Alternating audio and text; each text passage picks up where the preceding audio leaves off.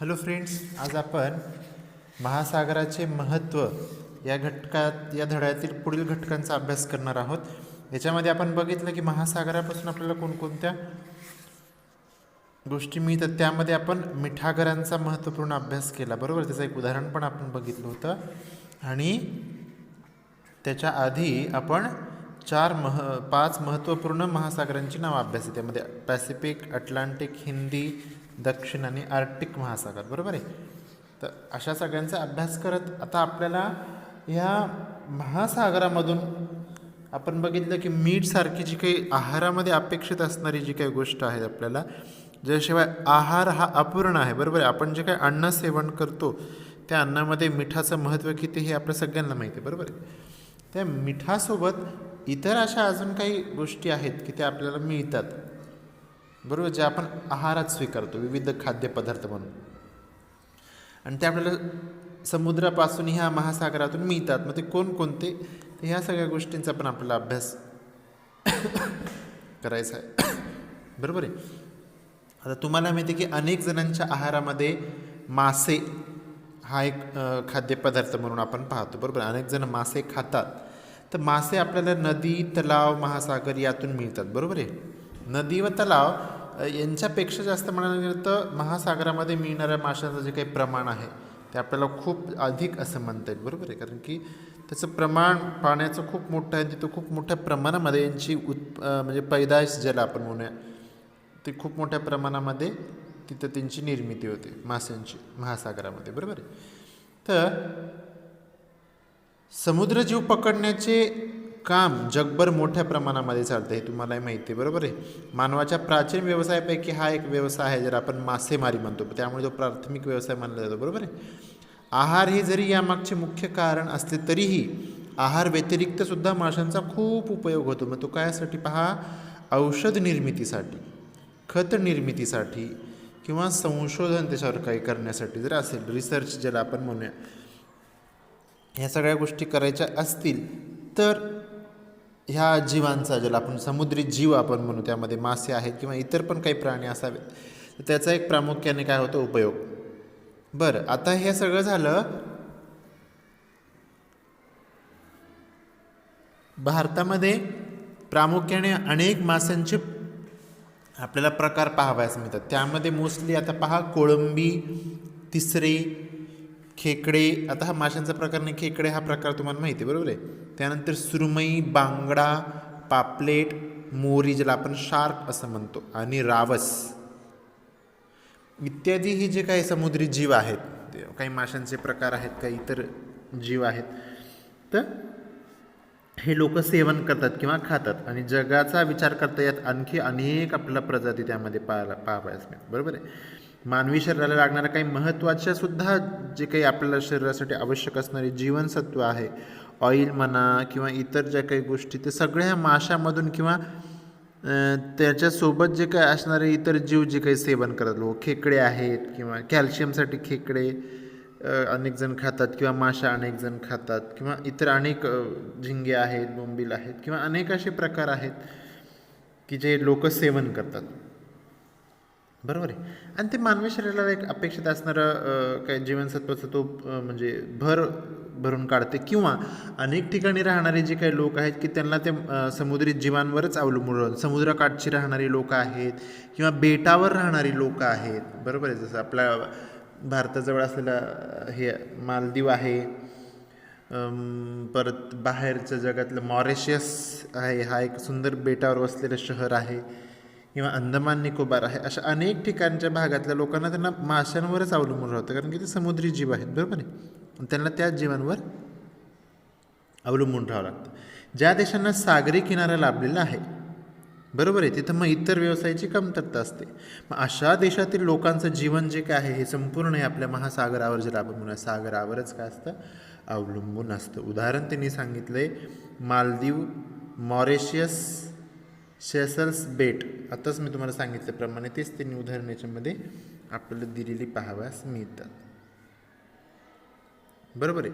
आता हे सगळं झालं महासागरातून मिळणाऱ्या ह्या सगळ्या खाद्यपदार्थाचं, बरं, आता तापमानामुळे सुद्धा महासागरामुळे सुद्धा आपल्या तापमानात कशाही स्वरूपामध्ये फरक पडतो, त्या फरकाचा पण आपल्याला अभ्यास करायचा. तर आपण आधीच बघितलं आहे पहिल्या दुसऱ्या धड्यामध्ये की पृथ्वीवर विविध स्थानाच्या तापमानामध्ये आपल्याला फरक पाहावयास मिळतो. कारण पृथ्वी कशी आहे, गोल आहे, सूर्यकिरण ही अनेक ठिकाणी वेगवेगळ्या स्वरूपामध्ये पडतात, बरोबर. त्यामुळे अनेक ठिकाणी आपल्याला तापमानामध्ये फरक जाणवतो.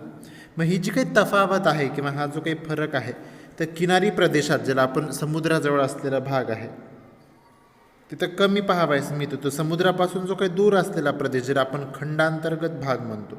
खंडांतर्गत म्हणजे काय, जास्तीत जास्त जमिनी व्यापल्या, म्हणजे समुद्रापासून खूप लांबवर असलेला जो काही भाग आहे, तर इथं तापमान आपल्याला कधी पण जास्त पाहावयास मिळतं, बरोबर आहे. मग याचा अर्थ काय की महासागर, समुद्र व मोठे जलाशय यांच्या सानिध्यातील जो काही प्रदेश आहे, म्हणजे यांच्या आसपासचा जो काही प्रदेश आहे, दिवसभराच्या तापमानात फारसं तिथं फरक पडत नाही. का, तर जलाशय म्हणजे हे जे काही समुद्र आहे किंवा इतर अवतीभोवतीचं पाण्याचं जे काही ठिकाण आहे, त्या अवतीभोवतीच्या भागातून ह्या जलाशयामधून काय होते, बाष्पीभवन मोठ्या प्रमाणामध्ये होते, बरोबर आहे. आणि मोठ्या प्रमाणामध्ये होत असल्यामुळे काय होते, हे जे काही बाष्पीभवनामुळे जे काही बाष्प आहे ते कशामध्ये मिक्स होते, हवेमध्ये, बरोबर आहे.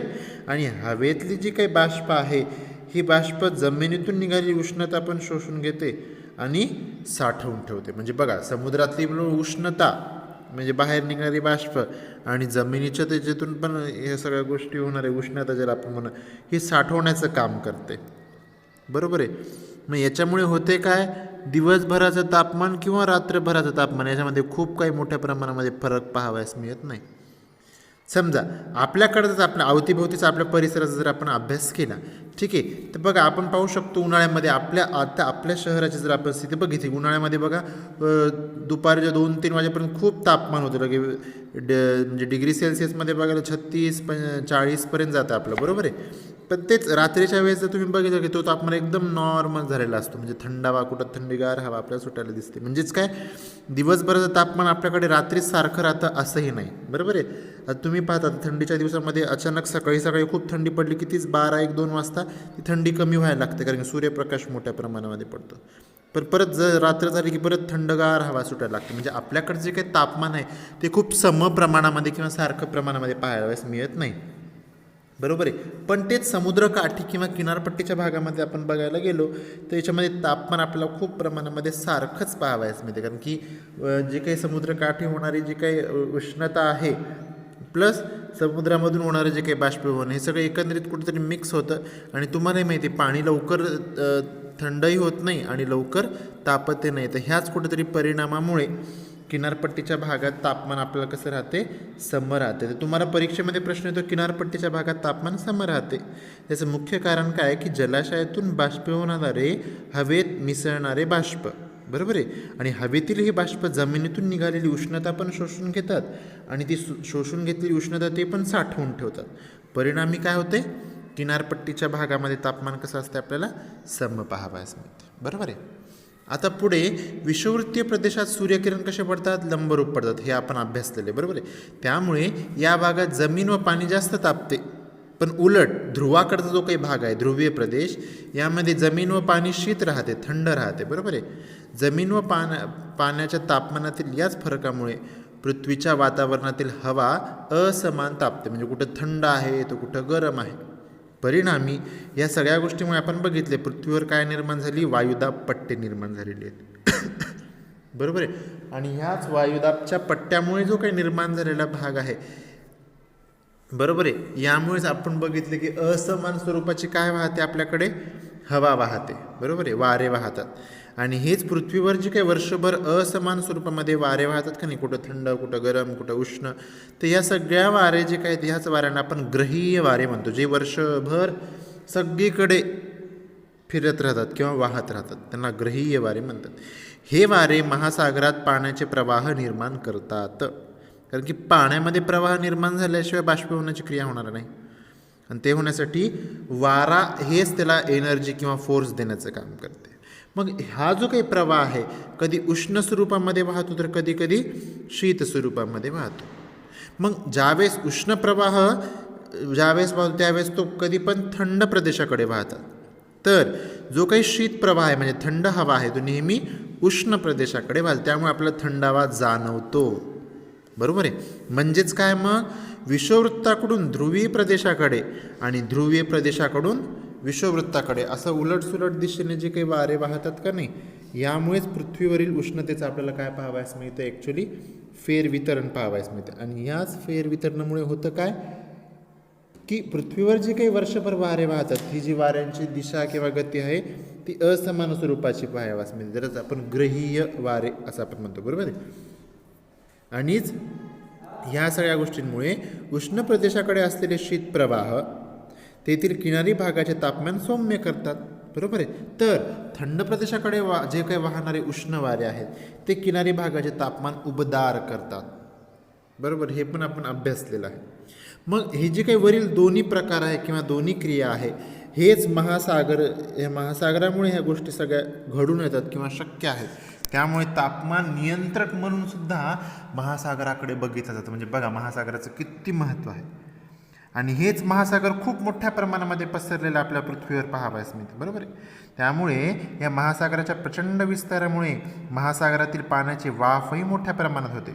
आणि ही क्रिया कशी असते, सायकल सतत सुरू असते. परिणामी पृथ्वीवर काय होतं, मोठ्या प्रमाणामध्ये पर्जन्य, ज्याला आपण पाऊस पडतो असं आपण म्हणतो.